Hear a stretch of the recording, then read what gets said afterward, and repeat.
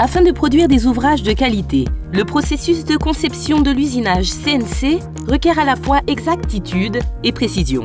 C'est la raison pour laquelle il existe un certain nombre de règles empiriques ayant trait aux éléments les plus communs des pièces usinées en CNC. Cette vidéo présente 10 astuces essentielles pour améliorer vos modèles CAO. 1. Évitez les parois trop fines. Diminuer l'épaisseur des parois va altérer la rigidité du matériau et accroître les vibrations causées par l'usinage. Cela aura un impact négatif sur la précision maximale atteignable.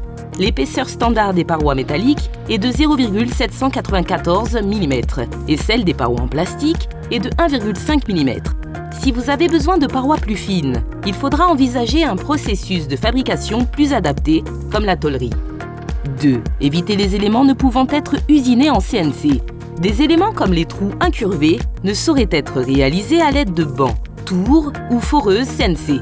Si votre ouvrage comporte de tels éléments, un procédé d'usinage par électro-érosion pourra être envisagé. 3.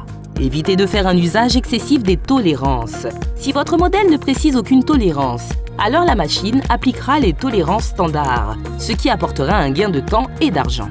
Des tolérances plus strictes ne doivent être spécifiées qu'en cas d'absolue nécessité, et dans ce cas-là, il faudra en assurer la cohérence au travers de l'ensemble du modèle. Ceci permet de réduire les temps d'usinage. 4. Évitez les éléments esthétiques superflus. Certains éléments esthétiques ne peuvent pas être usinés efficacement.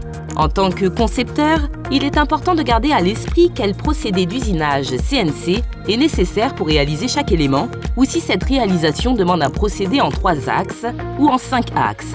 Il est plus facile d'améliorer un modèle en se concentrant sur la précision des éléments que sur leur esthétique. Cette dernière pourra toujours être modifiée en post-usinage.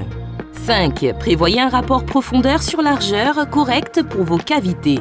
Les cavités trop profondes peuvent entraîner des blocages, des déviations ou des brisures de l'outillage et présenter un problème pour l'évacuation des copeaux. La profondeur des cavités ne doit pas excéder 3 à 4 fois leur largeur. Si une plus grande profondeur est nécessaire, il faudra envisager de doter le modèle d'une profondeur de cavité variable. On considère une cavité comme étant profonde si sa profondeur est au moins 6 fois plus grande que sa largeur. 6. Ajoutez un rayon de courbure sur les arêtes internes verticales. La plupart des outils de découpe sont cylindriques et donc incapables de réaliser des arêtes internes abruptes. D'où l'importance d'ajouter un rayon de courbure sur ces arêtes dans votre modèle. Afin d'éviter d'user inutilement les outils, il est vivement conseillé d'ajouter un rayon de courbure équivalent à 130% du rayon de l'outil de fraisage. Si le modèle nécessite des arêtes abruptes, l'ajout de dégagement est préférable à la réduction du rayon. 7. Limitez la longueur des filetages. Des filetages trop longs entraîneront des surcoûts d'usinage. La force du vissage cesse d'augmenter une fois la longueur du filetage supérieure à 1,5 fois le diamètre du trou. Les filetages du modèle ne devraient pas excéder 2 fois le diamètre du trou.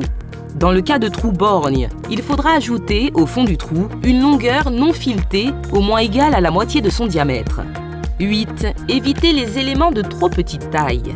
La plupart des machines CNC ont un diamètre d'outillage minimum de 2,5 mm, ce qui fait que tout élément dont la taille est inférieure à 2,5 mm sera difficile à réaliser et pourra requérir l'utilisation d'un outillage spécifique, entraînant des frais et des délais supplémentaires. 9. Utilisez des trous de taille standard. Les trous peuvent être usinés rapidement et avec précision si des mèches de taille standard sont utilisées. Dans ce cas, il ne sera pas nécessaire d'avoir recours à des fraises de finition ou à des alaisoirs pour mettre en forme un trou aux dimensions non standards. Pour des trous jusqu'à une taille de 10 mm de diamètre, on procède généralement par incrément de 0,1 mm. Les incréments passent à 0,5 mm pour les tailles supérieures. La profondeur des trous devrait également être limitée à 4 fois leur diamètre. Il est possible d'usiner des trous plus profonds, jusqu'à 10 fois leur diamètre, à condition d'y mettre le prix. 10. Évitez les lettrages et marquages non nécessaires. Il est possible en post-usinage de peindre du texte sur une pièce ou de le faire graver au laser. S'il est nécessaire de faire usiner un marquage, il faudra observer les règles suivantes. Privilégiez les gravures en profondeur plutôt que celles en relief, vous économiserez plus de matériaux. Choisissez des polices sans empattement et d'une hauteur de 20 points pour maîtriser les coups. De plus, ce genre de police est souvent programmé d'office sur de nombreux bancs d'usinage CNC. Vous avez besoin de faire fabriquer des pièces personnalisées ou de série? Importez vos modèles sur la plateforme de devis instantané de Xometry pour obtenir un devis en quelques secondes. Xometry, votre unique partenaire pour la fabrication à la demande.